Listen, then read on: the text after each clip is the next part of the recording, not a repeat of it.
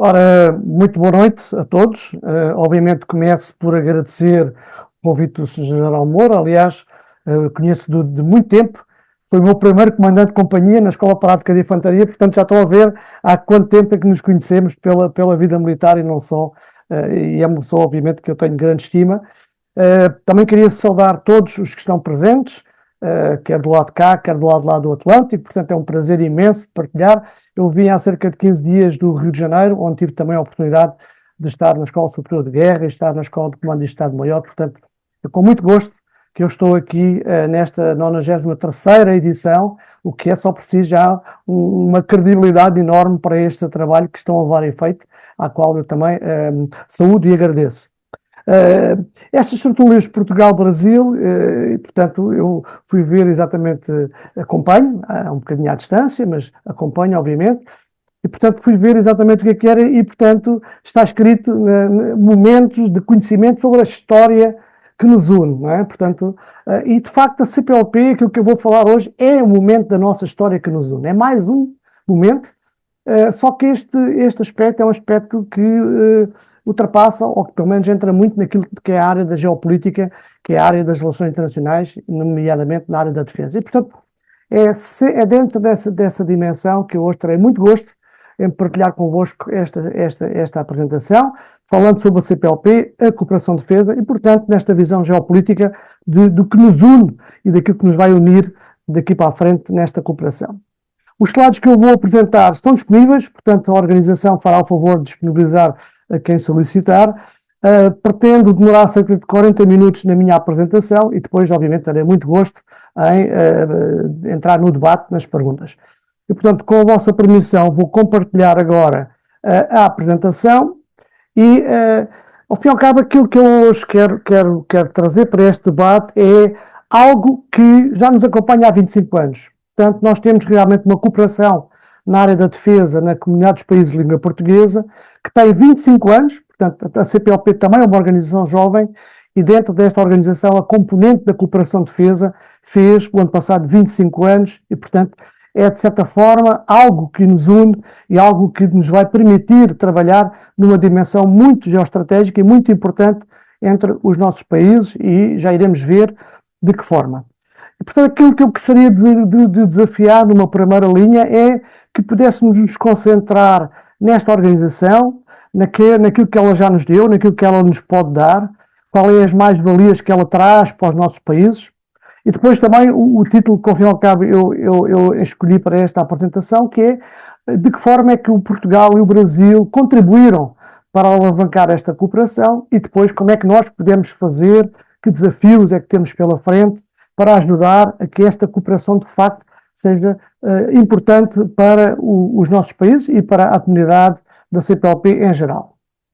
Eu irei dividir a minha apresentação em quatro tipos. Portanto, primeiro, eu queria falar efetivamente sobre a CPLP e responder ou tentar responder a uma pergunta que muitas vezes me é feita, que é: será que a CPLP é um ator internacional? Será que a CPLP é, de facto, no contexto geopolítico das relações internacionais, algo que tem interesse, que conta, que tem presença, que existe e que, de facto, transmite valores naquilo que é o mundo global de hoje? Portanto, eu vou tentar responder a essa pergunta. A segunda, que é o centro do tema de hoje, é falar sobre os 25 anos da cooperação de defesa, o que é que foi feito ao longo destes 25 anos, as várias fases, os instrumentos que foram utilizados, as dificuldades, as ingerências dos vários temas. Vou trazer aqui algumas fotografias, porque eu acho que muitas imagens também ajudam a ilustrar esta comunicação. Depois vou deixar aqui a minha provocação para o debate, que é: quais é que são então os principais desafios e oportunidades para a CPLP e também principalmente para o Portugal e para o Brasil, que de certa forma lideram esta cooperação. E depois umas breves conclusões no sentido de podermos aqui ter 2 ou 3 ideias que nos possam ajudar no futuro. Bem, de facto, o Sr. General Moura já referiu, de facto não há um conhecimento ainda muito profundo da comunidade de países de língua portuguesa. Em Portugal é uma matéria que é ensinada na escola, aos miúdos da escola primária, portanto nós aqui em Portugal, a CPLP é de facto importante. Nós podemos, a título de exemplo, dizer-vos que encontramos a CPLP em todos os documentos estratégicos portugueses, nomeadamente na área da defesa, e, portanto, é uma dimensão à qual Portugal dá um peso especial, mas, de facto, não há muita coisa escrita, essencialmente, sobre a CPLP e muito menos sobre a cooperação de defesa da CPLP. E, portanto, há agora um conjunto de trabalhos que estão a ser feitos. Foi editado agora um livro o ano passado sobre os 25 anos, que eu também já irei falar um bocadinho mais em detalhe, mas é difícil encontrar uma reflexão consistente, académica, abundante, que transmita de facto aqui alguns elementos. O que é interessante é que já está um conjunto de jovens a desenvolverem teses, quer seja teses na área civil, na área militar, no Brasil, em Portugal, nos países da CPLP, e portanto há aqui uma curiosidade muito grande, há uma tendência também muito grande, e também já recebi aqui em Portugal alunos de outros países, não da CPLP, que têm também curiosidade e que estão a estudar este tema. E depois, dentro destes documentos, textos em inglês ainda é mais raro. E, portanto, fica aqui algumas referências. A Revista Militar em Portugal, aliás, penso que é do vosso conhecimento, tem dado um contributo bom para a divulgação destes textos. Há, efetivamente, alguns textos de autores brasileiros que estão connosco e escrevem, participam na Revista Militar, e, portanto, fica já também o convite feito para a participação, mas é ainda um tema não muito conhecido. Os 25 anos da CPLP, da Cooperação de Defesa CPLP, portanto, ela não teve nenhum marco de referência, não houve nenhuma cerimónia militar, não houve nenhuma grande conferência, não houve nenhum telejornal que tenha sido realmente aberto com este tema, mas uma coisa que aconteceu foi, de facto, a elaboração de um livro, que foi o livro dos 25 anos da Cooperação de Defesa. Portanto, este livro foi, de certa forma, feito no âmbito de um projeto de investigação no Centro de Análises Estratégicas da CPLP, juntou a minha pessoa, portanto, e uma professora do Brasil, a professora Camila Raquel Rizzi, da Universidade do Pampa, Rio Grande do Sul, e que, com a colaboração de todos os Estados-membros da CPLP, fizemos um livro que possa, de certa forma, contar às gerações aquilo que foram estes 25 anos. E, de certa forma, este livro empolgou e foi interessante porque teve uma contribuição voluntária de muita gente, a começar pelo secretário executivo da CPLP, o embaixador Zacarias da Costa, do Timor-Leste, também do Ministro da Defesa do Brasil, do Ministro da Defesa de Portugal, e, portanto, houve uma série de entidades, umas mais académicas, outras mais militares, outras com responsabilidades, que, de certa forma, responderam a este apelo e que nos colocaram este desafio de colocar neste livro os 25 anos da Cooperação de Defesa. É um livro que tem, de certa forma, 3 partes. É o passado, o presente e o futuro. Portanto, aquilo que irão encontrar neste livro, e é fácil porque ele está disponível online, aliás, alguns aqui nos slides, está de facto esta referência. E este livro foi apresentado em 10 de janeiro deste ano na Universidade Autónoma de Lisboa, na presença, precisamente, da Ministra da Defesa de Portugal, do secretário executivo da CPLP, que está nessa fotografia, e, portanto, se acederem a este link, este livro está disponível para nos abrir, digamos, uns horizontes relativamente àquilo que foi, àquilo que é e àquilo que pode ser a cooperação de defesa da CPLP. Dizer-vos também já agora que estamos em conversações no sentido de poder publicar este livro no Brasil, porque ele foi apenas publicado em Portugal, foi lançado também em Moçambique, e vamos ver se conseguimos este desiderato de levar este livro para o Brasil, um bocado no complemento daquilo que eu irei falar durante esta minha apresentação. Bem, a primeira pergunta que eu coloco é se de facto a CPLP é um ator internacional e se a CPLP é de facto um instrumento da política externa dos Estados-membros.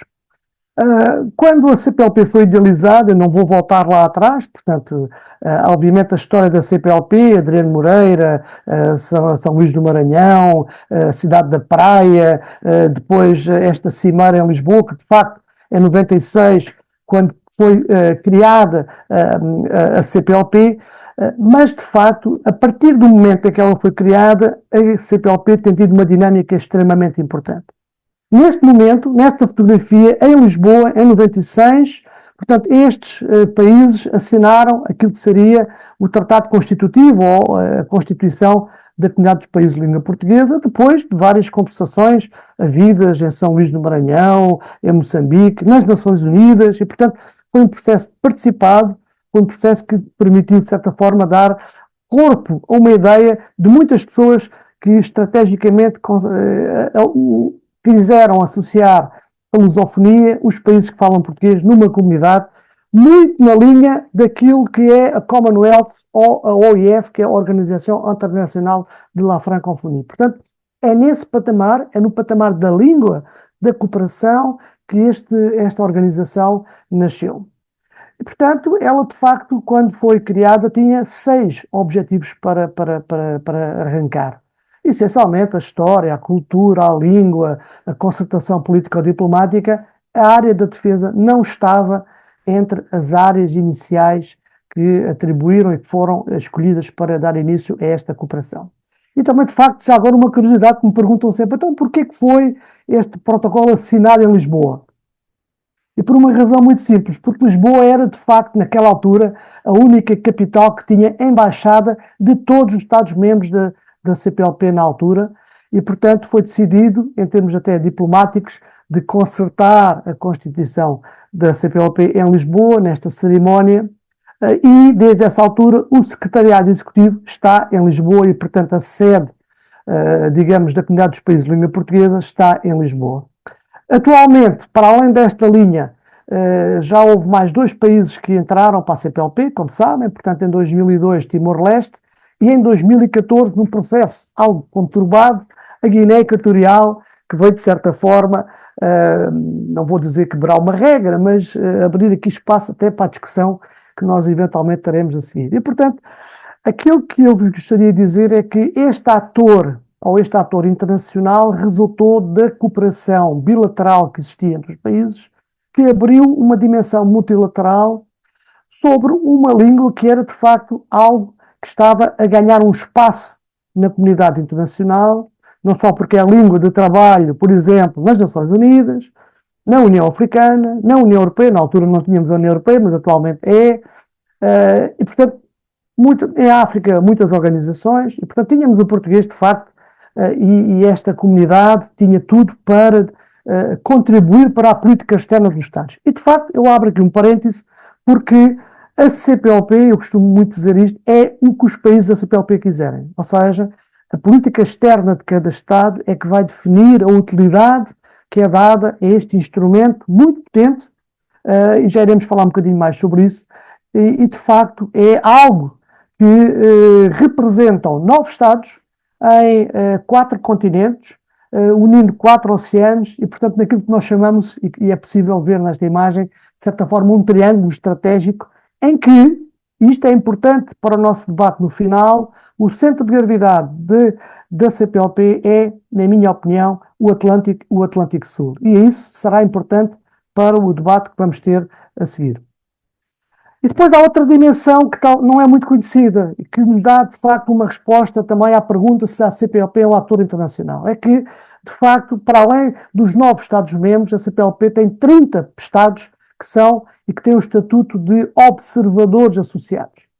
E, portanto, temos ali alguns, o Chile, por exemplo, a Irlanda, a Espanha, o Luxemburgo, o Uruguai, obviamente, o Japão, a Namíbia. Quer dizer, há aqui uma série de países que pediram para ser observadores associados, porque de alguma forma, ou a história, ou a língua, ou a cultura, ou qualquer dinâmica que está associada à questão da CPLP, foram aceitos e, como podem ver, portanto, praticamente todos os países na América do Sul, ou grande parte, pertencem como observadores associados da CPLP.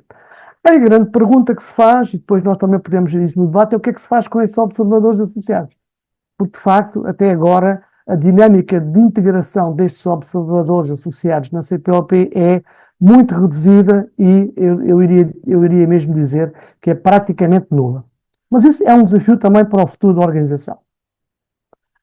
Portanto, eu disse-vos que a primeira reunião, portanto, a primeira cimeira, a primeira constitutiva da CPLP foi de facto em 96, em Lisboa. E em 96 havia apenas 6 áreas da cooperação, a área da defesa não estava como a área principal, ou não, a área inicial desta cooperação. Mas de facto ela veio a surgir 2 anos depois, em 98, esta fotografia inédita é dessa primeira reunião de ministros da Defesa. Com certeza vão encontrar aqui algumas pessoas que conhecem. E, portanto, o que aconteceu, na boa verdade, no Forte São Julião da Barra, em Oeiras, em Portugal, nesta data, 20 e 21 de julho de 98, portanto, dois anos depois da criação da CPLP, foi, num dia tivemos uma reunião em que se falou da cooperação bilateral entre os PAOPs, Portugal e o Brasil, que tinha sido convidado com o Estatuto de Observador, e no dia a seguir há uma reunião multilateral em que todos participaram no sentido de abrir um novo espaço da cooperação, que é um espaço multilateral que perdura e que fez agora os 25 anos. Portanto, digamos que muitas vezes houve aqui quase como uma passagem normal, natural, muito estratégica, obviamente, mas pensada de que temos uma cooperação bilateral que está a evoluir, vamos agora criar um mecanismo de instrumento multilateral que nos vai possibilitar, de certeza, melhorar a nossa colaboração. E, portanto, aquilo que eu tenho aqui é algumas fotografias dessa reunião, feita em Lisboa, que são, de facto, da primeira reunião de ministros da Defesa, que deram o mote e o início da cooperação multilateral no quadro da cooperação dos países de língua portuguesa. E, portanto, estes 25 anos foram muito dinâmicos, devo-vos dizer. Nós temos muito orgulho na evolução da cooperação de defesa dentro da CPLP. Atualmente a CPLP tem 26 áreas da cooperação, 26, e eu não iria dizer que a da defesa é a melhor, porque seria pretenciosismo, mas será efetivamente daquelas que mais dinâmica criaram no âmbito da cooperação. E, portanto, a cooperação dos países de língua portuguesa, ela faz em vários níveis, de várias formas. Foi criada uma arquitetura de defesa que vai, de certa forma, materializar esta cooperação, e já iremos detalhar um bocadinho mais do que é que ela se comporta, mas isto foi, de certa forma, uma maneira que os Estados tiveram também de ganhar um acrescento naquilo que é a cooperação na área da defesa e, obviamente, quando temos cooperação há sempre ganho dos dois lados e isso foi, efetivamente, importante.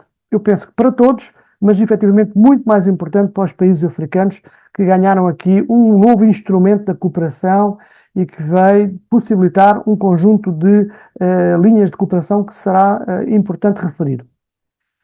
E, portanto, aquilo que é o centro de gravidade deste ator internacional, porque, de facto, a minha resposta à pergunta é sim, a CPLP é um ator internacional, é um ator que está representado, inclusivamente, com o Estatuto das Nações Unidas, tem participado em conversações, contribuído com missões de vigilância, de monitorização eleitoral, até de certa forma de estar nos conflitos para poder conferir como instrumento de soft power. Portanto, não vejamos as Forças Armadas ou a CPLP como as Forças Armadas, portanto, não é essa a vocação da CPLP. A CPLP é um instrumento de soft power, é um instrumento de cooperação, de observação eleitoral, de conversação para a resolução de conflitos, e é um contributo fundamental para as políticas externas dos Estados-membros na dimensão em que cada um dos Estados quiser aprofundar. E, portanto, esta fotografia que estão aqui a ver são fotografias que eu tirei em Angola, de um exercício onde participei, e, de facto, a CPLP tem esta intenção, que desde o início, que é contribuir para o desenvolvimento das capacidades, da doutrina, da operacionalidade, dos vários instrumentos da CPLP na área da defesa, e temos vários, como já iremos ver. Eu fiz este gráfico para tentar simplificar num slide apenas a evolução da cooperação de defesa da CPLP. E, portanto, olhando para o canto inferior esquerdo, em 1996 foi quando a CPLP surgiu, e depois em 98, como eu já tinha dito, foi a área da cooperação de defesa que surge.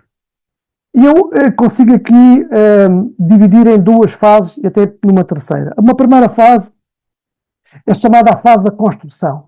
E a fase da construção, contrariamente àquilo que é normal nas organizações, a CPLP tem também essa curiosidade, Esta fase da criação destes órgãos, quer dizer, a reunião do Ministro da Defesa, o acordo da globalização da cooperação tecnomunitar, portanto, a ligação entre as duas componentes bilateral e multilateral, a primeira reunião do chefe de Estado-Maior-General das Forças Armadas, o Secretariado Permanente para os Assuntos de Defesa, que é o secretariado que gera, a reunião do EGPDN, Diretores-Gerais de Política de Defesa Nacional, terminou em 2006 com a criação do Protocolo de Cooperação da CPLP de Domínio de Defesa, ou seja, criámos um bocadinho a casa ao contrário, construímos os instrumentos e depois lá à frente organizámos os instrumentos num protocolo de cooperação que é ainda atualmente o protocolo de cooperação que rege toda a cooperação de defesa na área da CPLP e que foi assinado em fevereiro de 2006 na cidade da Praia, em Cabo Verde, e que é um instrumento que, de certa forma,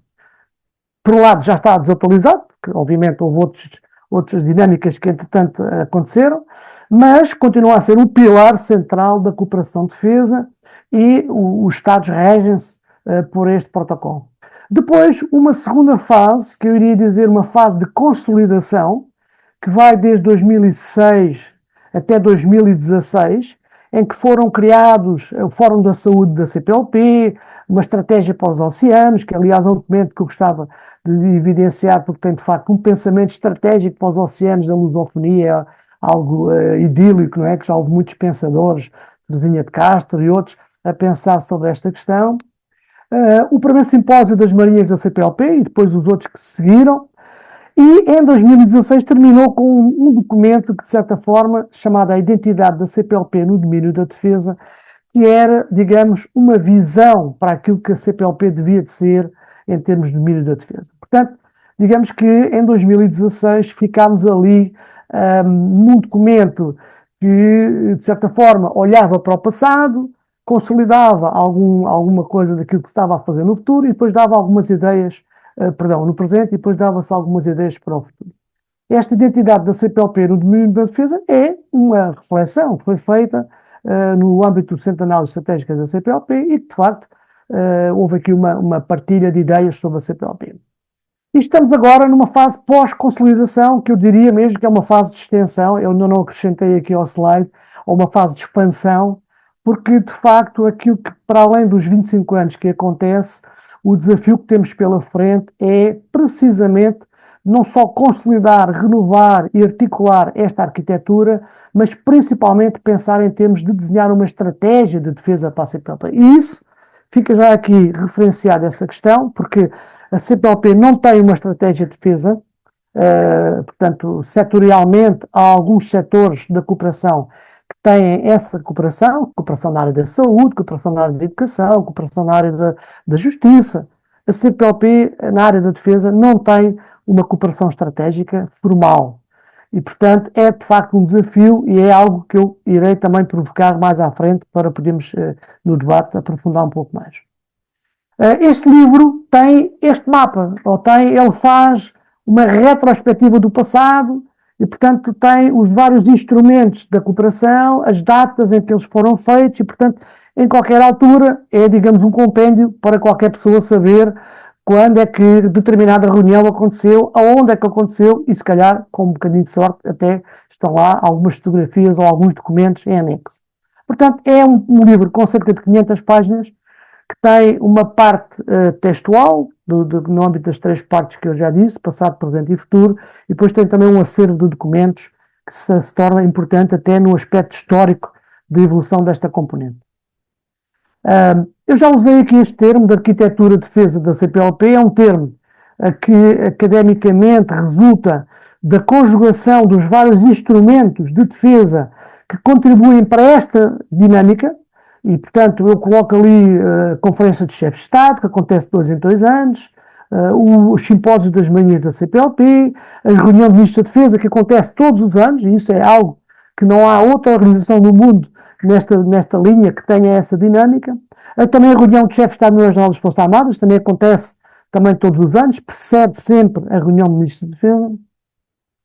O Secretariado Permanente para os Assuntos de Defesa, que é um órgão que está sediado em Lisboa desde o início e também colocado dentro do Ministério da Defesa de Portugal, e isso é também algo que tem tido algumas vantagens, mas também tem alguns problemas. O Centro de Análises Estratégicas, eu vou mais à frente chamar a atenção dos senhores para isto, porque de certeza que vão encontrar aqui muitos dos elementos estratégicos que a CPLP tem como reflexão, e há aqui um trabalho feito por muita gente, e penso que é algo que nós todos devíamos acompanhar e, de certa forma, apoiar. Os exercícios felinos, todos nós, para esse nome, de certa forma, mais ou menos, também já ouvimos falar, são exercícios feitos também todos os anos, quer na carta, quer no terreno. O Brasil tem dado grande enfoque. E depois o protocolo de cooperação, que aparece ali em cima, a identidade da defesa da CPLP, que eu também já referi, e, mais recentemente, um mecanismo de resposta a catástrofes, que foi assinado no Brasil em 2021 e que é, de certa forma, talvez aquilo que é de mais recente na cooperação de defesa. Portanto, esta arquitetura, de facto, é apenas uma imagem para termos uma ideia que esta cooperação tem vários vetores, tem vários instrumentos e ela trabalha em prol da cooperação de defesa. Este é outro slide mais ou menos igual, talvez com uma arrumação um bocadinho mais próxima daquilo que vem no livro. Eu só gostaria de chamar a atenção dos senhores para o chamado Curso Avançado de Defesa da CPLP.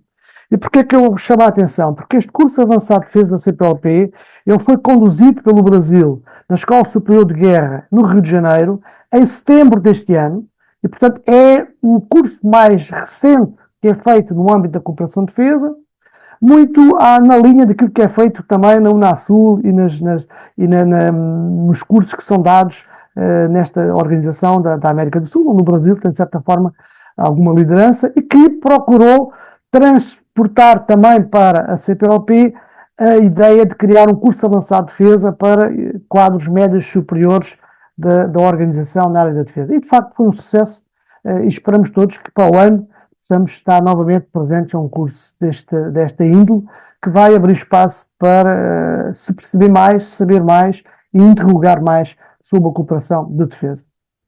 Eu tenho algumas imagens agora, só também para ilustrar um pouco.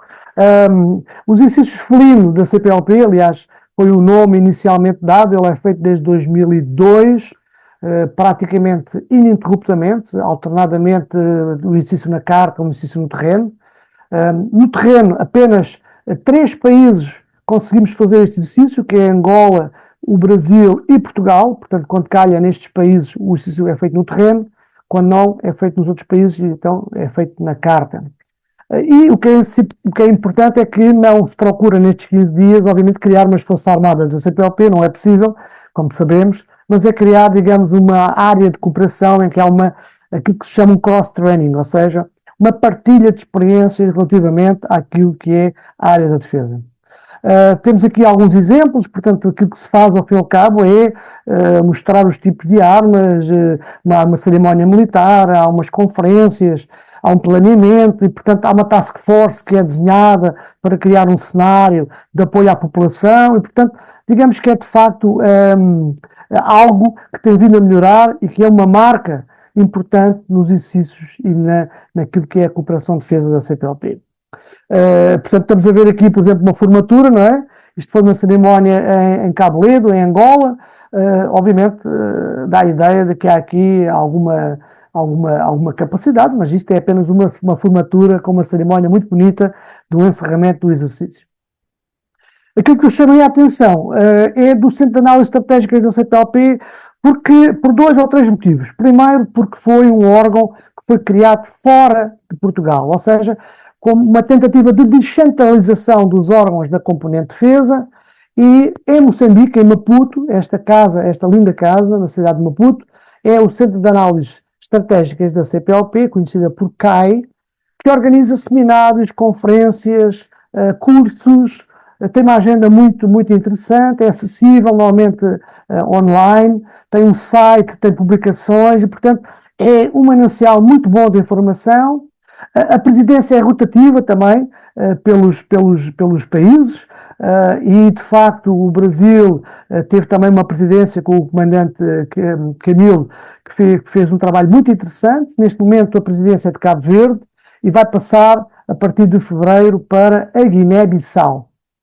E, portanto, se quiserem aceder, está ali o link também do Facebook e acompanhar estes seminários. E foi no âmbito deste Centro de Análises Estratégicas, porque ele funciona com núcleos nacionais dos países, portanto, isto funciona em rede, Em Maputo está o núcleo central, mas depois cada país tem um núcleo, por exemplo, o núcleo de Portugal está no Instituto Universitário Militar, eu era o responsável por esse núcleo.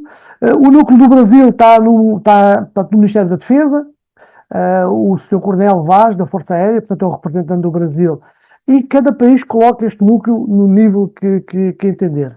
E, portanto, o livro foi, ao fim e ao cabo, feito no âmbito de um projeto de investigação durante cerca de 2 anos, conduzido aqui no âmbito deste Centro de Análises Estratégicas da CPLP, que é, de facto, eu recomendaria que pudessem dar uma vista de olhos. Ele foi inaugurado, como veem, portanto, pelo Presidente de Moçambique, Chissano, na altura, e tem uma sala realmente interessante e tem uma dinâmica muito, muito conseguida, e eu recomendaria que se pudesse até acompanhar mais de perto. Isto é um exemplo de algumas das conferências que são feitas, palestras, cursos, portanto, do Brasil, de Moçambique, de Angola, vários temas, tem uma agenda muito interessante e, portanto, há de facto aqui um trabalho que é muito significativo, porque muitas vezes nós falamos, então, como é que a CPLP pode funcionar? Nós estamos em 4 fusos horários, estamos todos desligados, oceanos pelo meio. É possível. E, portanto, esta questão da tertúlia que estamos a fazer é muitas vezes replicada no Centro de Análises Estratégicas da CPLP, porque as atividades, a maior parte delas, são transmitidas online nos diferentes fusos horários, se possível em direto, se não, pois fica gravada e retém. O que é que está neste momento em cima da mesa, ou seja, qual é que é a dinâmica relativamente àquilo que a componente de defesa tem? Primeiro, um protocolo de resposta a pandemias, ou seja, nós viemos de uma pandemia Covid e, portanto, resultou daqui um estudo para se criar um protocolo, para partilharmos sistemas de alerta, de partilha de vacinas, de práticas, de intercâmbio de aspectos que possam, na área da saúde, ser importantes, e este projeto é feito em parceria entre a cooperação na área da saúde pública e na área da defesa.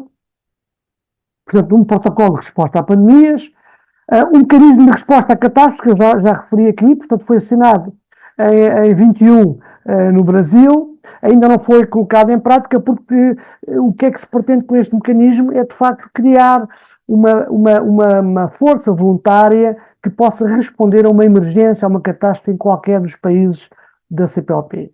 Isto resultou no âmbito do furacão Idai, em Moçambique, e pretende, ao fim e ao cabo, que hajam contribuições voluntárias e que possam deslocar-se para estes países e ter não vou dizer uma força, mas pronto, uma resposta coordenada dentro daquilo que é possível a uma catástrofe. Não foi utilizada ainda, não foi treinada, não foi testada, temos apenas um protocolo que também tem algumas coisas boas e outras coisas menos boas, mas certamente numa das primeiras oportunidades terá que ser testada.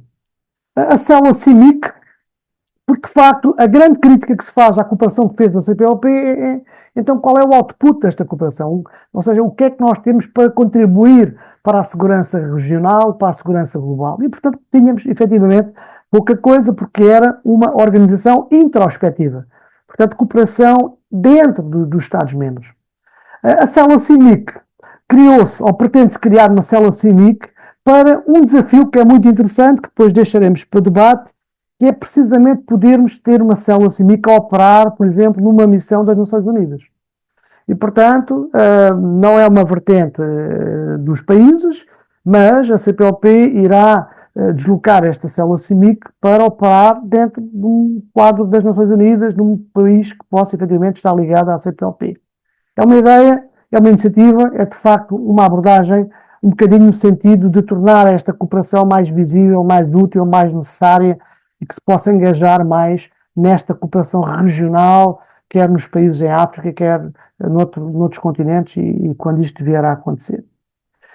Mas numa frase, eu gostaria de repetir que a CPLP é atualmente um mecanismo de soft power e não se prevê que no futuro, pelo menos a breve trecho, possa ter umas forças armadas interoperáveis, projetáveis e que possam intervir em qualquer conflito, mesmo que seja de baixa intensidade. E estamos todos a ver o conflito em Cabo Delgado, em Moçambique, onde, obviamente, a CPLP não tinha qualquer condições de interferir ou de poder estar militarmente neste conflito. E, portanto, o que surge agora no futuro, e isto está, de certa forma, explicado no livro, com mais detalhe, é este desafio, não é? Que é apostarmos na cooperação bimultilateral.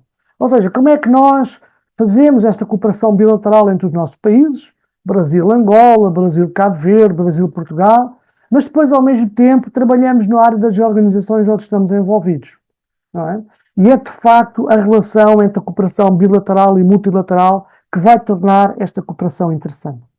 Temos que saber como é que isto se faz, temos que saber como é que é de facto possível que esta cooperação tenha impacto regional, não é? Como é que a CPLP pode contribuir para a segurança regional no Golfo da Guiné, na África subsaariana, no Atlântico Sul, onde houver espaço dos países da CPLP para que a CPLP possa de facto intervir. É de facto um desafio muito grande que está obviamente em cima da mesa. Eu estou quase a terminar e queria só definir aqui, até para debate, algumas oportunidades que se põem relativamente à questão da cooperação de defesa. A primeira é a criação de uma doutrina conjunta na CPLP. Uma doutrina, mas uma doutrina mínima, ou seja, haver o mínimo de doutrina conjunta que se possa colocar forças a poderem comunicar ou a interagir em qualquer cenário. Isto é algo que não existe. Há já uma tentativa de se criar aqui uma doutrina logística conjunta, ou pelo menos criar aqui algumas áreas que possam ser conjuntamente úteis. Não existe, é um desafio, mas também é uma oportunidade, porque há muitos países que ficarão a ganhar pelo facto de ter uma doutrina conjunta. Depois, o grande dilema é precisamente a capacitação operacional das Forças Armadas dos países da CPLP. Nós não estamos à espera, obviamente, que a CPLP dê grande contributo nesta dimensão para a questão do Brasil.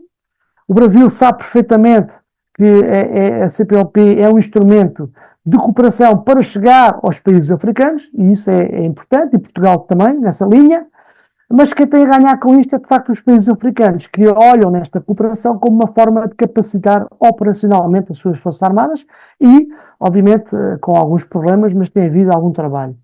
A criação de centros de formação e treino conjuntos, aliás, o Brasil tem dado o exemplo, através do seu Centro de Operações de Apoio à Paz, para criar forças conjuntas e que possa haver treino conjunto, é o nível acima daquilo que se faz atualmente nestes exercícios. Este é talvez o maior desafio, que é criar uma base industrial comum, não é? Portanto, aquilo que Portugal está a fazer com o Brasil, com o KC, a Aeronave de Transportes, fazer noutra dimensão, com outros países da CPLP, com drones, com fardamento, com equipamentos de comunicações. Portanto, ter aqui uma partilha da sua base industrial de defesa é um anseio e seria uma oportunidade muito boa para países como o Brasil, principalmente, que tem uma indústria de defesa muito consolidada e que poderia beneficiar desta questão. E depois é, obviamente, a cooperação, mas principalmente, e é aqui que eu me iria centralizar para depois termos um debate mais nesta matéria, que é desenhar uma estratégia de defesa na CPLP. Porquê? Porque as organizações que não têm estratégia não têm futuro, não é? Nós costumamos dizer isto nas relações internacionais. E, de facto, o que falta aqui na CPLP é uma estratégia de defesa. Nós estamos a trabalhar nestes instrumentos, mas não sabemos ainda exatamente para onde é que vamos, como é que vamos e o que é que temos que fazer nos próximos 25 anos. Isso é, de facto, uma oportunidade que não podemos perder. Os desafios, obviamente, reforçar esta cooperação, financiar melhor, porque é, de facto, também um grande problema o financiamento desta cooperação. Normalmente, os países que participam pagam as suas despesas, há uma cota fixa, há uma cota variável, mas, obviamente, é preciso dinheiro para movimentar, até porque estas reuniões, algumas são online, mas a maior parte delas são com movimentos de pessoas através do mundo para que esta cooperação funcione. A aquisição de material militar conjunto seria também um desafio muito importante. Reforçar a presença da CPLP nos contextos regionais, eu também já referi isto, principalmente em África, e no centro de gravidade da CPLP, que é o Atlântico Sul, que é a região do Golfo da Guiné. Portanto, aí nós temos 5 países dos 9 da CPLP, e, portanto, só isso já lhe dá aí uma atenção especial. E depois a estratégia de defesa da CPLP eu considero que é importante porque ela é uma oportunidade, mas também é um desafio no mesmos moldes. E portanto eu já estou a terminar e queria só deixar aqui 3 ou 4 conclusões, se me permitem. A primeira é que, de facto, a CPLP pode ser um produtor de segurança internacional, não é ainda, mas pode ser, tem capacidade e pode efetivamente contribuir para a segurança de várias formas.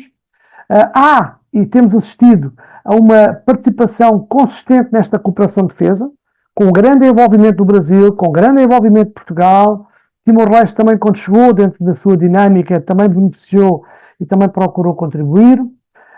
Pretende-se efetivamente que haja aqui um maior engajamento nas missões de paz, nomeadamente da UTM Moçambique. Houve um convite para países da CPLP poderem participar. A construção desta capacidade conjunta através da criação das células CIMIC, portanto, cooperação civil-militar, não é? São aquelas células em que têm pessoas militares e civis a trabalhar no quadro das ONGs e do quadro dos atores que estão num determinado cenário, operacionalizar a cooperação de defesa e depois, ao fim e ao cabo, o que nós pretendemos todos é que ela se torne importante para a nossa política externa, eu diria, reformar, revigorar e reafirmar a cooperação de defesa. Portanto, para isso, a base é sabermos para onde é que vamos, como é que vamos e o que é que faremos nos próximos 25 anos, e isso é desenhar uma estratégia de defesa na CPLP, que é um desafio ao qual ainda não temos qualquer resposta. E, portanto, eu agradeço muito a atenção.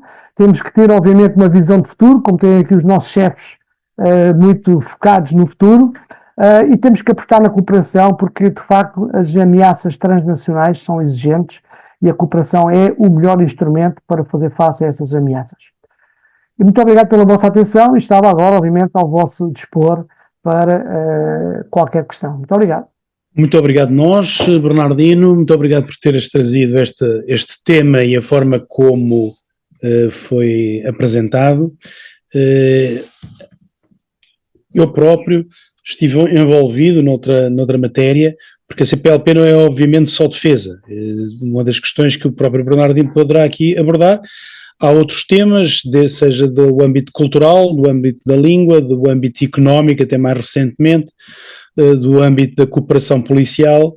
É realmente uma parceria multi-país que permite estabelecer pontos. Uma coisa é certa, a certa altura, com estes contactos, uma pessoa sabe pelo menos o número de telefone de alguém a quem pode contactar do outro lado da linha. E sabe com quem é que está a falar. E às vezes essas coisas facilitam muito. Temos já duas pessoas inscritas, temos o General Stoffel do Brasil, temos o Rui Carita aqui de Portugal. Agradecia que quem quiser também colocar alguma questão ou dar a sua opinião poderá fazê-lo. Façam favor de se inscrever, João Amaral também já se inscreveu. Façam favor de ou levantar a mão ou inscrever-se no chat da reunião, e vou passar desde já e agradecer já aos que se inscreveram, o General Stoffel. Muito boa noite, General Stoffel. Boa noite a todos. Eu quero desde já cumprimentar a todos e cumprimentar o nosso palestrante pela brilhante exposição, bem objetiva. E eu gostaria de fazer inicialmente um comentário breve. Eu tive a oportunidade, ao longo da minha carreira, aí, alguma experiência, uma pequena experiência internacional, em 1993, missão da ONU, e no Senegal em 2009, que eu descobri hoje que é também país observador da CPLP. Então, e ainda por cima, em duas ocasiões, fiz curso na França e na Itália, que também são países observadores. Então, o primeiro comentário que eu queria fazer era com relação, foi dito pelo palestrante, da importância da atuação da CPLP no soft power.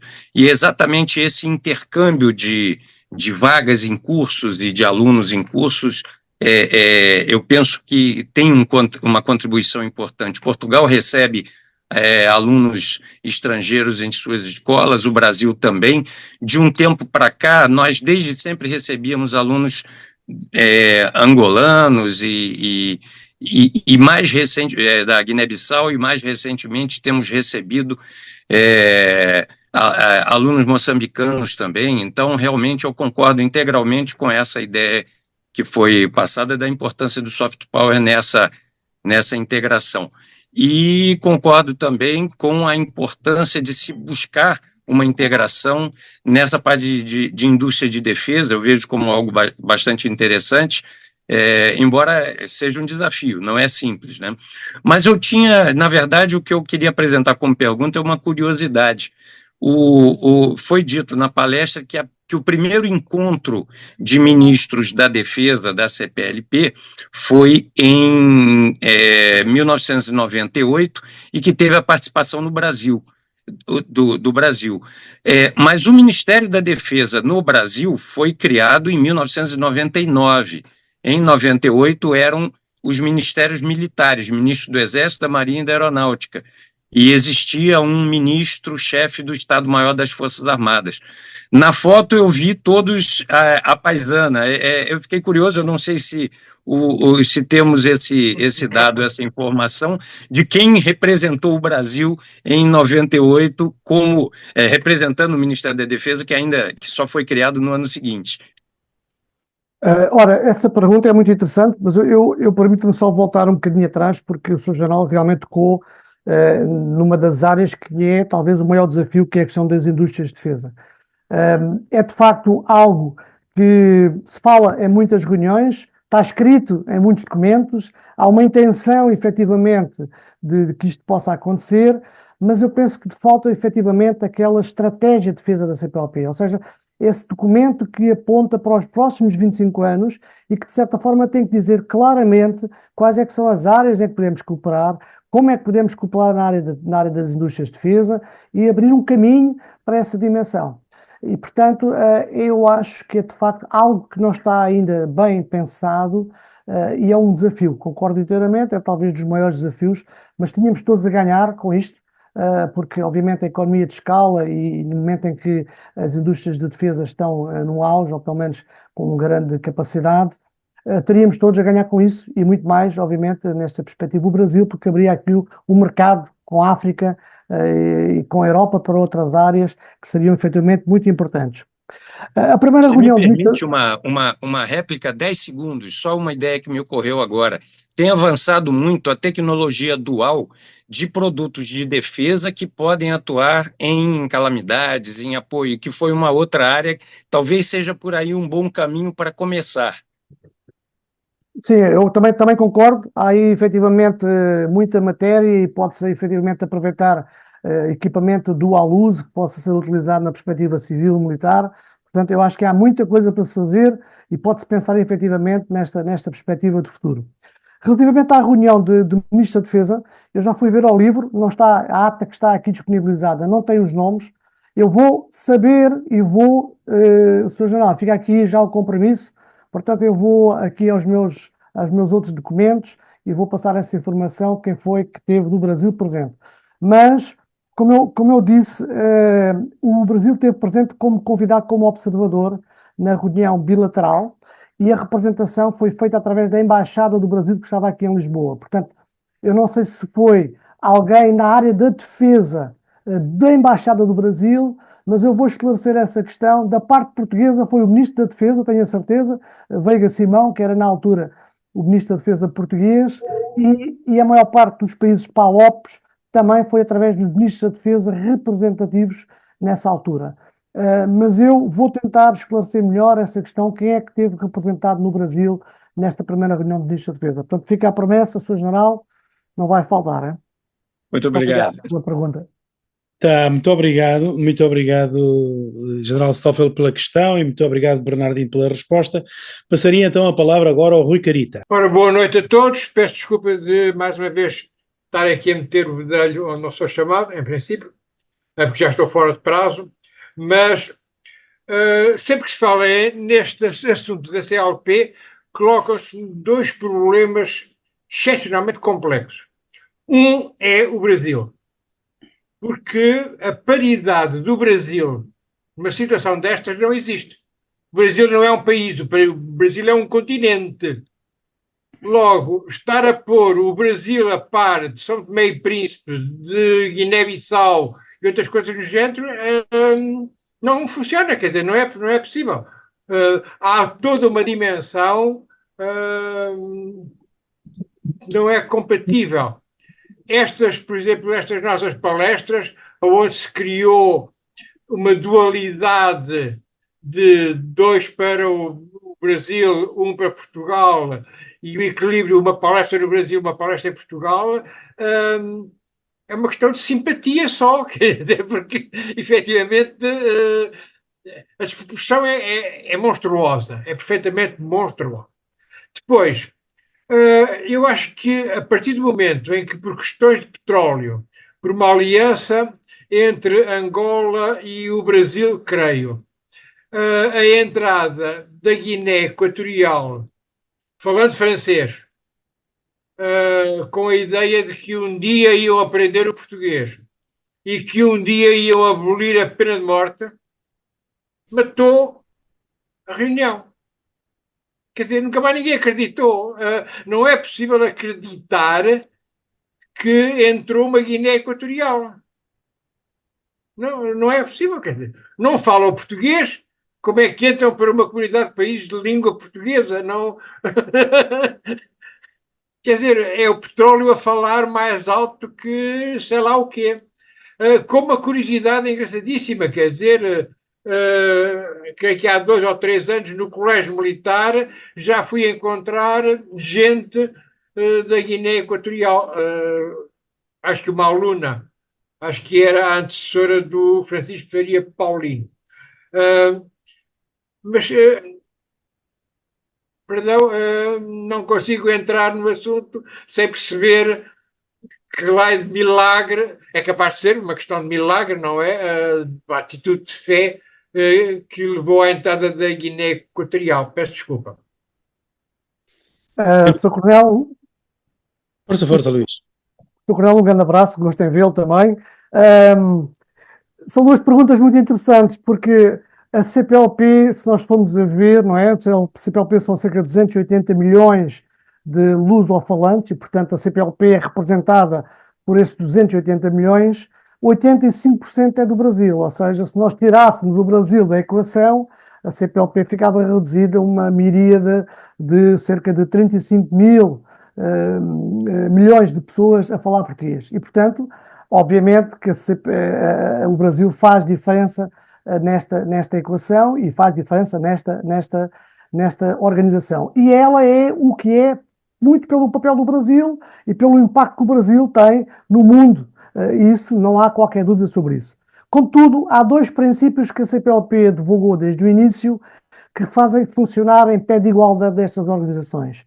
Por um lado, é o princípio da não ingerência nos países, portanto, não há uma ingerência direta nos países da CPLP, portanto, os países são autónomos, livres e, portanto, ditam as regras, portanto, não há na CPLP normas que interferem diretamente, obrigatoriamente, sobre esses países. E o segundo, que é talvez o mais importante, é o princípio da igualdade, não é? Portanto, é um bocadinho como as Nações Unidas, quer dizer, o Brasil também está nas Nações Unidas, também tem uma igualdade muito igual a Portugal e aos outros países que são Estados-membros das Nações Unidas. Portanto, os princípios que fundamentam esta organização criaram-na nesta vertente. Igualdade, não ingerência, contribuição naquelas 6 áreas que eu acabei de dizer, e já agora, voltando um bocadinho atrás, o Sr. General Moura, as 26 áreas da cooperação que hoje a CPLP tem, muitas delas são ainda, obviamente, o centro de gravidade, que é a língua, a cultura, a educação, o ensino superior, a justiça, e, portanto, nós estamos a ver é que esta organização tornou-se útil, tornou-se, de certa forma, dinâmica. Obviamente, nós também não podemos também ser naivos e exigir uma organização que tem 25 anos que responda aos problemas que os países têm da forma como esperamos, não é? Mas ficamos todos naquela ideia de que a CPLP tem feito alguma coisa, pode fazer muito mais e, de certeza, tem que ultrapassar alguns desafios e oportunidades que eu aqui apresentei. E muito rapidamente, sobre a questão da Guiné Equatorial, eu vou só contar como é que se passou, porque vamos perceber exatamente qual é o papel do Brasil e de Angola nesta equação. Portanto, a Guiné Equatorial, desde 2010, que pediu para aderir à CPLP formalmente. Todos os anos este assunto ia à agenda da reunião e era adiada mais um ano. Portanto, 2011, 2012, 2013, até que em 2014, numa cimeira em Dili, foi feito, digamos, algo que também só na CPLP que acontece, é que foi apresentado de facto na presença do presidente da Guiné Equatorial, que esteve nessa cimeira em Dili, um facto consumado que é a aprovação e a entrada do Guiné Equatorial na CPLP. Portugal foi acompanhado perfeitamente de surpresa, não houve tempo para reagir e eu concordo com o que o Sr. Coronel Carita disse, que o que falou mais alto foi o petróleo. Portanto, ou seja, houve um acordo estabelecido entre Angola e o Brasil para apoiar a candidatura da Guiné Equatorial. A maior parte dos países, entre os quais Portugal, foram apanhados um bocadinho na curva de surpresa e, de facto, a CPLP tem a Guiné Equatorial como Estado-membro desde 2014. Ninguém sabe muito bem porquê, porque eu já assisti a algumas reuniões na área da defesa e os nossos camaradas da Guiné Equatorial é de facto muito complexo eles trabalharem connosco e há uma distância abissal na questão da língua. Portanto, mas eu também, e só para terminar, eu penso que poderá eventualmente a CPLP servir para ajudar a que o português possa de facto ser a língua oficial dentro da Guiné Equatorial e que, uma coisa que é importante, é que desde que a Guiné Equatorial aderiu à CPLP, nunca mais houve uma morte no âmbito da pena de morte que está aplicada e que está ainda constitucionalmente portanto, na Constituição da Guiné Equatorial. Portanto, se não fizermos muita coisa, pelo menos por aí, pode ser que no futuro possamos fazer mais. Muito obrigado. Pelo menos essa, vá lá. É verdade, já agora eu partilho aqui um bocadinho a minha experiência, porque realmente é extraordinário a questão da Guiné Equatorial.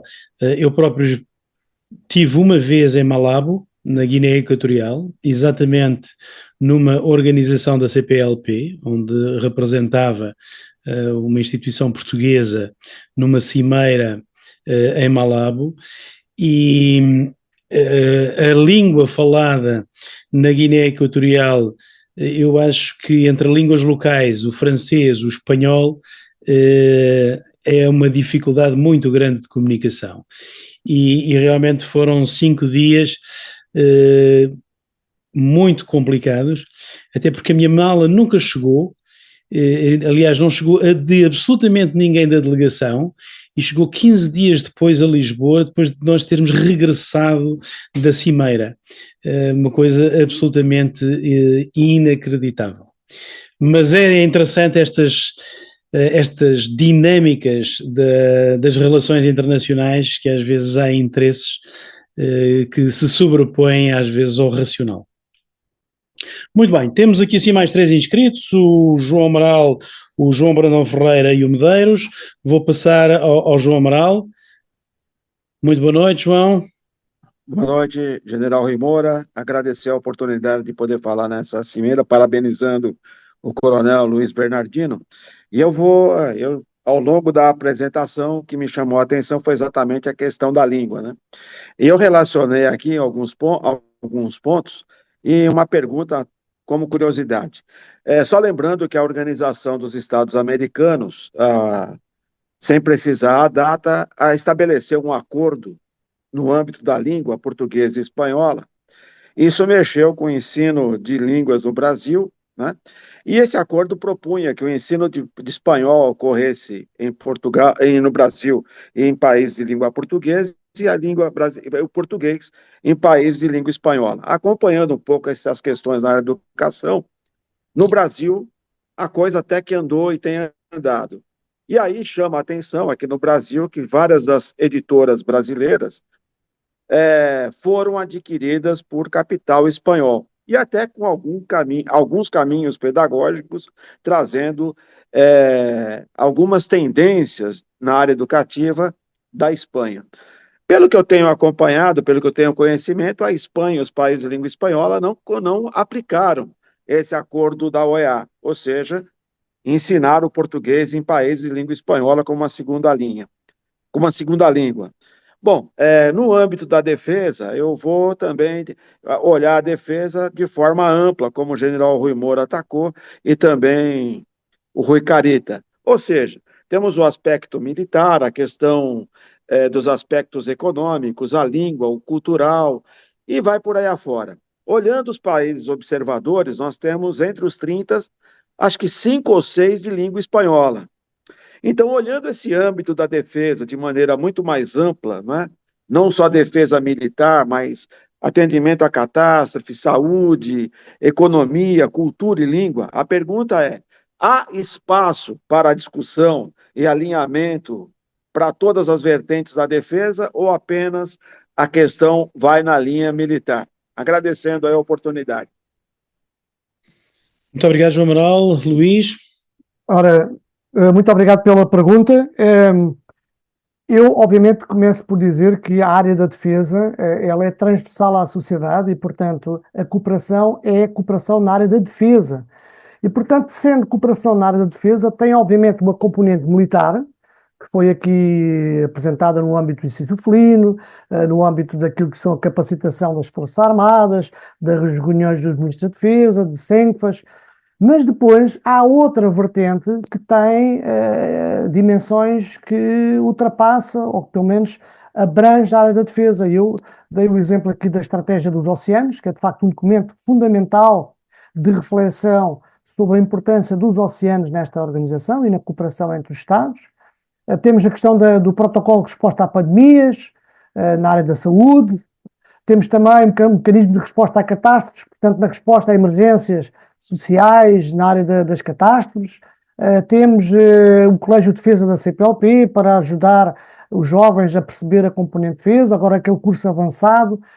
E, portanto, eu diria que a componente da defesa, ela é transversal a muitas áreas, porque não só pelo conceito de defesa nacional, não é? Que é também ele transversal a várias áreas, mas porque ele foi crescendo com uma dinâmica muito própria e que resultou na criação desses instrumentos que procuram responder às necessidades que os Estados apresentam. Portanto, eu recordo o mecanismo de resposta a catástrofes que resultou de uma necessidade de intervenção em Moçambique a conta do furacão Idai, que foi criado depois esse mecanismo. O mecanismo de resposta a pandemias foi criado na sequência do problema da Covid e, portanto, estas reflexões na área da defesa levam a que depois hajam instrumentos que surgem e que procuram reforçar esta cooperação. Agora, a área da CPLP ela é muito segmentada, não é? Porque há uma cooperação específica para o ensino superior, há uma cooperação específica para a educação, para a língua, há os institutos que apoiam a formação da língua. Quer dizer, não quer dizer que estas áreas não sejam desenvolvidas na cooperação na área da defesa, mas há áreas específicas para desenvolver competências específicas e por isso é que eu abordei que há aqui 26 áreas, obviamente algumas tocam-se, algumas cruzam-se, mas está muito bem definido aquilo que é a área da cooperação, por exemplo, na saúde, daquilo que é a cooperação na educação, daquilo que é a cooperação ao nível dos tribunais, dos parlamentos. Portanto, temos imensos grupos, aliás, será difícil hoje encontrar uma área onde não haja cooperação efetiva no âmbito da CPLP. E isso é qualquer coisa que não aconteceu nem na OIF, para a francofonia, nem na Commonwealth, para a parte da língua inglesa, nem na Ibero-Americana para a área espanhola. Portanto, digamos que esta cooperação, ela foi muito dinâmica, foi para além daquilo que se podia até eventualmente esperar numa fase inicial, e é um desafio hoje em dia agora responder a estes requisitos, não é? Que já vimos que é indústrias de defesa, participação na segurança regional, intervenção efetiva nos conflitos, nomeadamente no quadro das Nações Unidas, a mobilidade entre alunos. Portanto, este Centro de Análises Estratégicas da CPLP é, de facto, uma frente visível daquilo que se pode fazer no âmbito. Aí não há oceanos, não há problemas, nós trabalhamos muito bem com os polos, com os núcleos nacionais, temos feito uma interação muito grande. E, portanto, a CPLP na área da defesa é um bom exemplo daquilo que pode ser a cooperação entre organizações e numa organização entre vários países. Portanto, eu não sei se respondi à sua pergunta, mas... Sim, muito obrigado, Luís, muito obrigado. Temos ainda 2 inscritos, peço que sejam muito sintéticos. Medeiros. Coronel Luís, muito obrigado. Começar a carreira com o general Rui Moura como comandante, de fato, deve ter contribuído em muito no avanço da sua carreira. Parabéns pelo que ouvimos. Eu acho que ficou interesse coletivo pelo livro E eu quase retirei a minha inscrição, porque eu partilho um pouco dos temores e preocupações que foram apresentadas pelo Coronel Brandão. Mas, só como comentário, me preocupa também uma iniciativa ao longo do processo do acordo ortográfico, que eu não sei até onde ele contribuiu nessa aproximação. No último encontro, o general Rui Moura partilhou aqui números da insuficiência de comércio bilateral entre os dois países, por exemplo. Então, de fato, como o senhor comentou, e o Coronel Brandão, o mundo político, para além do militar, eu acho que ele precisa estar mais engajado nessa aproximação. Por enquanto, o Atlântico ele mais nos afasta do que nos aproxima, é a minha percepção. E eu não vejo assim, saímos do lado de cá, não estou colocando isso de uma forma jocosa, a intenção não é essa, mas saímos do lado de cá muito felizes em comer os pastéis de Belém, e vocês vêm para o lado de cá muito felizes com o sol das praias, assim ficamos. Então, a gente precisa avançar de uma forma mais efetiva em todos os campos, porque o maior armamento nuclear desse grupo, independente do acordo ortográfico, que eu acho que pouco contribuiu, é essa unidade linguística de fato. Somos muitos falantes português e que a gente consiga consolidar a língua, independente se por aqui falamos um brasileiro, um pouco diferente, mas a língua é muito forte, ela é muito viva, e acho que, em nome da língua, precisávamos ter vontade de avançar de fato em cima da CPLP. Muito obrigado. Muito obrigado, Medeiros. Luís, não sei se queres fazer alguma intervenção. É uma coisa muito rápida, é só para, obviamente, o engajamento político é fundamental no futuro das organizações, ou seja, se não houver engajamento político, se os políticos não perceberem o que é a organização, então nunca vai ser útil.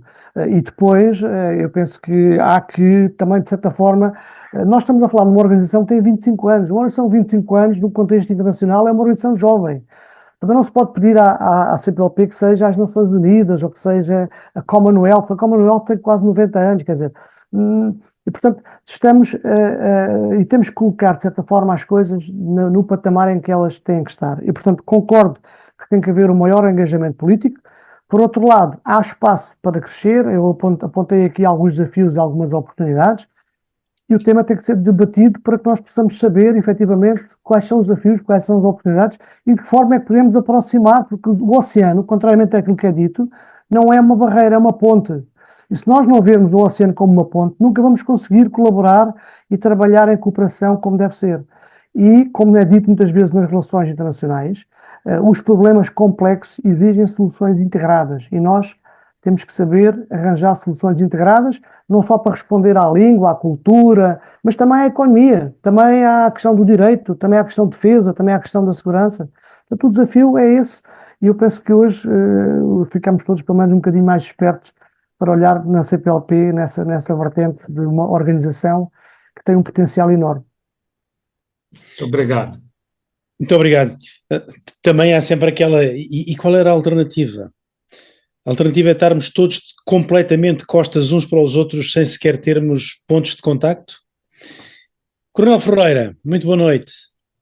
Obrigado. Um prazer enorme estar de volta. Eu me afastei aí quase que 6 meses por conta de doença, né? Mas agora estamos aqui firmes e fortes. Esse tema um tema altamente relevante. Parabenizo a escolha do tema. Queria responder à pergunta que o general Stoffer fez. Eu conheço representante brasileiro que aparece na fotografia, é o general de exército José Carlos Bernardo, que na ocasião era o chefe do Estado-Maior Conjunto do ENFA, do Estado-Maior das Forças Armadas. O Ministério da Defesa realmente ainda não tinha sido criado, e ele aparece ali, a foto fardado. Então, a resposta à pergunta que o general Stoffer fez, a resposta é essa. Queria colocar também, meu entendimento do Dom Brandão, eu concordo com tudo aquilo que ele falou, né? Mas também temos que admitir que não chega a esse grau, né, de desinteresse, né, mas é uma oportunidade que tanto o Brasil quanto Portugal está perdendo, né, não trabalhando para essa integração. É impressionante como um país como o Brasil e um país como Portugal não tem interesse de influenciar todo esse grupo de nações, tá certo? Na cooperação. Nessas 26 áreas, né? É uma forma de projeção, né, de poder, uma forma de projeção do país. Então, eu até classificaria isso como um erro da nossa diplomacia, tanto no Brasil quanto em Portugal. Então, essa era a minha intervenção. Muito obrigado, cumprimentar os amigos. Estou de volta. Muito obrigado, Coronel Ferreira. Luís, para terminar, e podes fechar, digamos assim, do teu lado, a parte da comunicação. Portanto, desde já agradecer a indicação do nome, já tomei nota aqui, portanto, vou complementar aqui a ata com essa informação, muito obrigado. Eu concordo inteiramente com o que diz, acho que para o Brasil não apostar na CPLP é perder uma oportunidade muito grande de se aproximar de África, de se aproximar da Europa, e portanto eu acho que a CPLP é um instrumento muito válido para a política externa do Brasil, e eu espero que na área da defesa também, e esta minha conversa hoje foi uma tentativa também de abrir estes horizontes. Não é fácil, há muitas dificuldades, há muitas oportunidades. Eu agradeço mais uma vez à organização, ao General Moura, ao professor César Bargo, o convite, e estarei disponível para qualquer momento colaborar e ao dispor. E muito obrigado mais uma vez pela oportunidade e o resto um bom fim de semana a todos. Muito obrigado. Muito obrigado a nós, Luís Bernardino. Ainda vou passar a palavra ao César. Olha, César. Pois não. Luís, obrigado. Eu, ao longo das diversas intervenções, fiquei com muita vontade de entrar também, mas eu resolvi deixar para o final, né? Quem mais me representou aqui nessas intervenções foi o Rui Carita, porque eu também, desde que montei o post para chamar para essa tertúlia, eu cometi um erro, um ato falho, na verdade, quando eu omiti a bandeira no post da Guiné Equatorial. Aí o Rui falou assim, você esqueceu da Guiné, ela entrou em 2014. Eu falei, putz, é mesmo, né? Aí, curioso que fui acompanhar um pouco o processo desde a entrada do país e mais. Fui tentar entender um pouco qual é o apito que toca este país e como ele se coloca na África, né? Me deparei com algumas barbaridades, né? Então, a questão da pena de morte sendo uma delas, mas a questão quase ditatorial daquele país me incomodou mais ainda, e até o quão pouco ele fala de português para justificar o elo tão forte que seria o idioma entre os países membros. Vamos lá. A minha preocupação, e aí talvez eu transforme em pergunta, é até que ponto um país como esse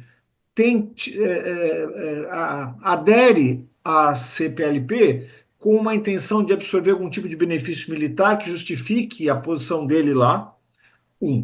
Segundo, não seria uma incumbência, talvez até uma vocação nata do maior integrante continental, o Brasil, com 85% dessa massa toda, de agir mais assintosamente? Tudo bem que é uma ferramenta de soft power, que talvez a gente não possa impor nada a nenhum dos membros, mas há uma influência muito grande, né? E se há uma intenção, e já há de algum tempo, de se beneficiar da península lá, e da aproximação com Angola, eu acho que o Brasil teria como fazer um tipo de pressão para, quem sabe, no médio prazo, você mitigar um pouco o poder daninho da estrutura atual que está em comando na Guiné Equatorial. O que você acha disso? E, bom, eu acho que é isso. E no mais, eu já fecho aqui, agradeço muito. Só queria um comentário teu sobre esse tema, antes do Rui fechar. Muito obrigado pela pergunta. Eu avisei que ia ser a Guiné Equatorial o tema forte aqui deste debate. De facto, houve aqui uma conjugação de interesses entre o Brasil e Angola, que procuraram, com esta adesão da Guiné Equatorial, criar aqui um conjunto de oportunidades, principalmente para a exploração de petróleo e para o acesso ao mercado da Guiné Equatorial. Isto parecia ser o Eldorado, acho que na realidade não foi bem assim, porque depois internamente os problemas são tão grandes que a cooperação é praticamente impossível. O Sr. General Rui Moura também já falou nas dificuldades. Na área da defesa, eles praticamente não vão aprender nada connosco. Na área da língua, tem havido um esforço, porque há um plano de implementação da língua, mas um plano de implementação de uma língua é um processo geracional, quer dizer, a Guiné Equatorial vai levar 50 anos até que o português seja minimamente, e portanto, o que é que a Guiné Equatorial ganhou, só para terminar, portanto, ganhou reputação internacional, não é? Portanto, o facto de ter entrado para a Guiné Equatorial permitiu que, de certa forma, fosse visto como os outros pares ao nível da CPLP, ganhou aqui alguma interação com países-chave como Angola, como o Brasil, e portanto houve aqui uma dinâmica própria, e obviamente talvez a questão mais importante é a questão dos negócios e a questão da possibilidade de abrir novos mercados, porque a língua vai ser difícil e na área da defesa, pelo aquilo que eu vi, é praticamente impossível qualquer cooperação. Muito obrigado mais uma vez e muitas felicidades para a continuação destes tertúlios. Muito obrigado. Obrigado a você. Vamos todos ser otimistas, né, Luiz? Eu acho que a sua fala sobre ser otimista é o que nos resta aqui.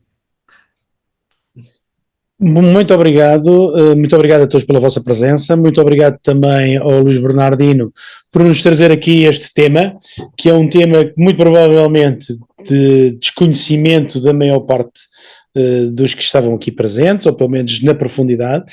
É importante dizer que a componente militar é uma das mais de 20 áreas de cooperação da CPLP, não é a única, e eu diria mesmo, estamos a falar aqui assim uma série de áreas de cooperação, a geometria variável, a velocidades diferentes e com dinâmicas muito próprias.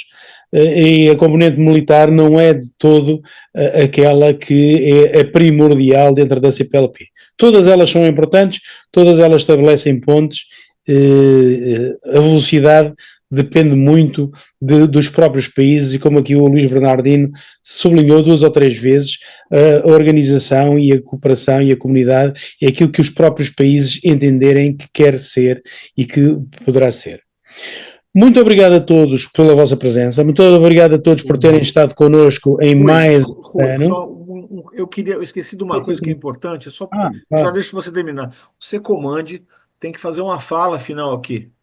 Porque ele está aqui ouvindo, quietinho ali, e ele tem que falar pelo grupo também. Você comande, fala aí. Muito bem. Obrigado, César, obrigado. Não, eu queria agradecer, né, uma excelente palestra como essa, como foram todas as anteriores, né, aí do Luís Bernardino, e apenas isso, agradecer a todo mundo e desejar boas festas, feliz ano novo, e vamos nos programar para o ano que vem, né? Talvez começando com um trabalho nosso aqui sobre as fortificações, né, Sérgio? É isso aí. Obrigado a todos. Imagina. Rui, desculpe, pode acabar. Não, sem problema nenhum. Muito obrigado, Bélcio, pela participação, mais uma vez, e pela difusão. Termino assim também, não só esta nossa tertúlia, mas também as tertúlias deste ano. A próxima, daqui a 15 dias, já estávamos muito em cima do Natal, e então é tempo de família, é tempo de que já estão todos já com muitas solicitações familiares e locais, e portanto decidimos retomar a 11 de janeiro, portanto despedimos-nos por este ano, voltaremos no próximo ano para mais um ano de Tertúlias Portugal-Brasil. Muito obrigado a todos por nos terem acompanhado em mais este ano de desafios, com temas muito interessantes quer de um lado, quer do outro do oceano. Desejamos, eu da minha parte, e de certeza faço garantidamente também aquilo que o César e o Hélcio desejam, a todos um excelente período de natalício, umas boas entradas no ano de 2025, com muita saúde a todos e muitas felicidades e muito boas perspectivas para o próximo ano. Muito obrigado pela vossa presença e até para o ano. Logo, Feliz Natal a todos. E parabéns mais uma vez, Bernardino. Muito obrigado por nos acompanhar.